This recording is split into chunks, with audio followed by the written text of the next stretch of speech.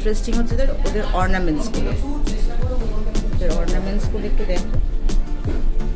শাশ্বতী আসেনি এখনো? অপূর্ব। এরপরে আমি শাশ্বতীকে দেখাচ্ছি। এটা হচ্ছে হরিদা। এই চায়ের দোকানে আমার প্রায় বাল্যজীবন কেটে গেছে, তাই তো হরিদা? তাই না? আর এই ভাইটা এখন চিনতেই পারছে না আমায়। আর এই ভাই নতুন, এই ভাইকে অনেক বছর পর দেখলাম। আর এইটা ছিল আমার সেকেন্ড হোম, এই রকটা, এই রক আর হরিদার চা। এই যে এটা হচ্ছে, তোমরা দেখেছো আমার অর্নামেন্টস। আমি এখন একটা নতুন ইউটিউব চ্যানেল খুলেছি, তো একদিন আমার ইয়াররিং এর কালেকশন দেখাচ্ছিলাম, তো ওইখানে তোমার নাম বহুবার এসেছে। তো এটা হচ্ছে সেই দিদি, যখন একাডেমিতে আসতাম 1947 সালে, তখন দিদির থেকে এই কানের গুলো নিয়েছি। তো দেখো নতুন কালেকশন দেখে নাও। আর প্রচুর বেরোবে। আর দিদির কিন্তু এগুলো ভীষণই সস্তায় পুষ্টিকর জিনিসপত্র। এই আমি আজকে একটা বুগাটি নেব, আমি অনেকদিন ধরে বুগাটি খুঁজছি, অনেকদিন ধরে। আমি পারলে খুলে একটা বুগাটি পরবো এখনই। এই দিদির থেকে প্রচুর প্রচুর, মানে রোজ একটা করে নিতাম আর কি।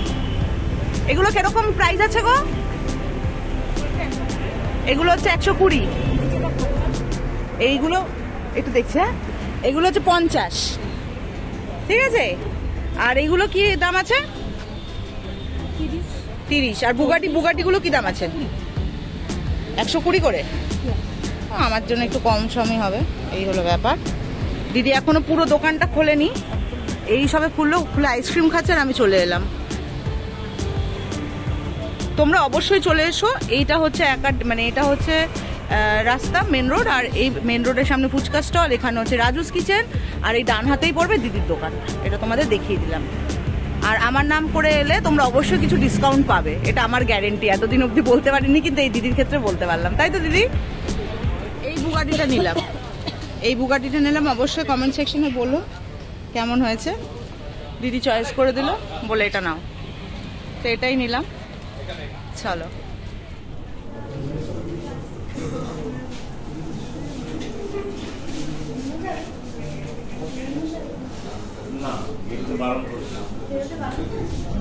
কস্টিউম পরে বাইরে যাওয়া যাবে না।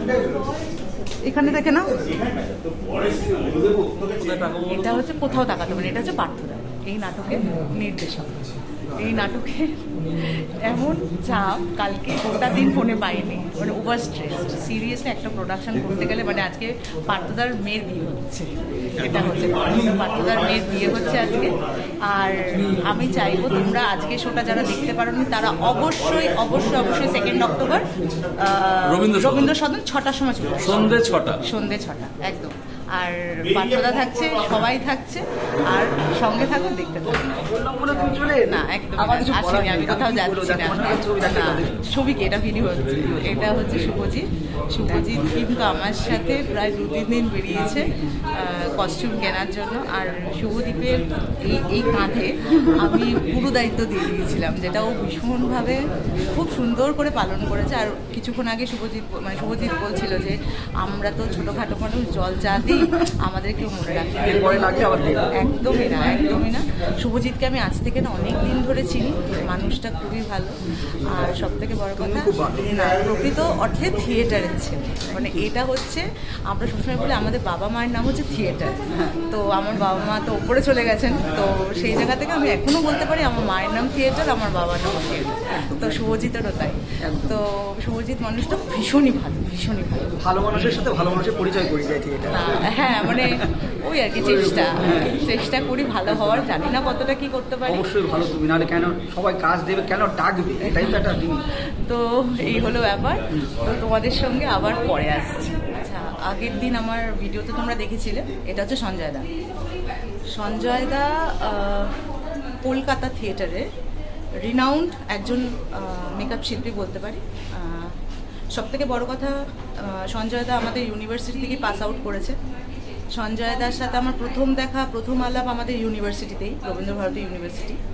তারপর আমরা একসাথে শো করতে গেছি, শো করে বাড়ি ফিরেছি। আর সবথেকে সঞ্জয় দার মনটা এত বড়, আমাদের সেদিন ফেরার কথা ছিল না, আমাকে সঞ্জয় দা গ্যারেন্টি নিয়ে বাইকে করে বাড়ি ফিরিয়েছিল, একদম রাত তখন 1:30।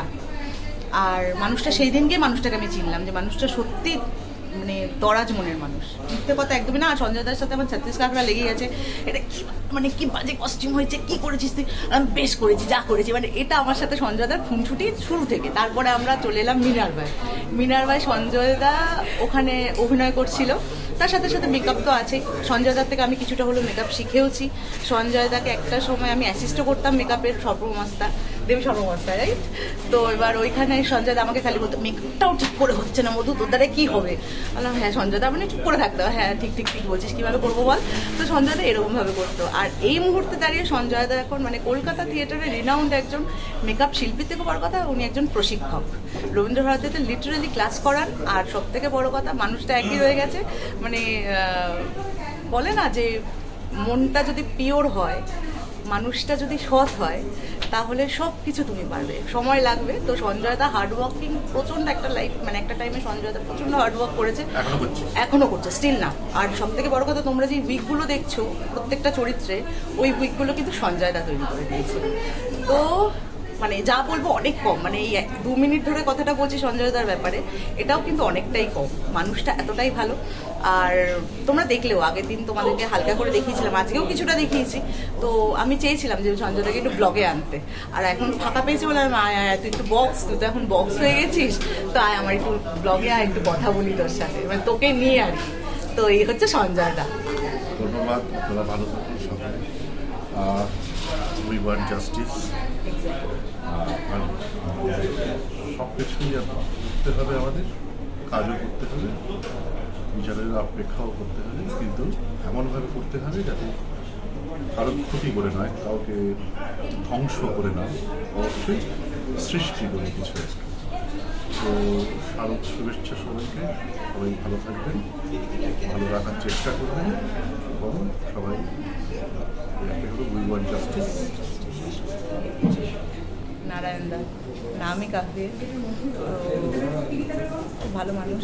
প্রথমবার আলাপ হলো, প্রোডাকশনটা করে দেখে মানে পিওর হার্ট, মানে কি বলবো, মানে যাই বলি অনেক কথা কম, যেমন মাটির মানুষ, কোনো অহংকার নেই, ইয়ে নেই, দ্বন্দ্ব নেই, কিচ্ছু নেই।